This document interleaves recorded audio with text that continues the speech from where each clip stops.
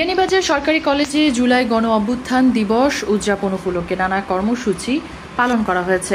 মঙ্গলবার সকালে কলেজ মিলনায়তনে আলোচনা সভার আয়োজন করা হয়। এর আগে জুলাই গণ অভ্যুত্থান দিবসের উপর নির্মিত তথ্যচিত্র প্রদর্শনী করা হয়।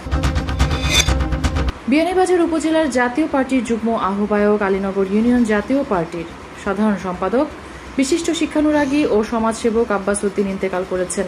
মঙ্গলবার সিলেটের একটি হাসপাতালে চিকিৎসাধীন অবস্থায় ইন্তেকাল করেন তিনি। ইন্না লিল্লাহি ওয়া ইন্না ইলাইহি রাজিউন।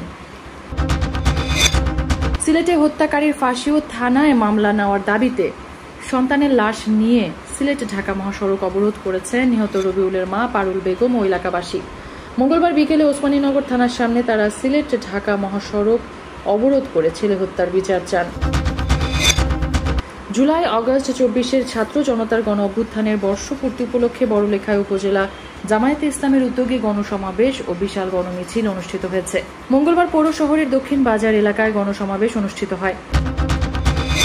জুলাই গণ অভ্যুত্থান দিবস 2025 উপলক্ষে আয়োজিত 24-এর রঙে গ্রাফিতি ও চিত্রাঙ্কন প্রতিযোগিতায় জাতীয় পর্যায়ে দেশসেরা বড়লেখা সরকারি ডিগ্রি কলেজ নির্বাচিত হয়েছে।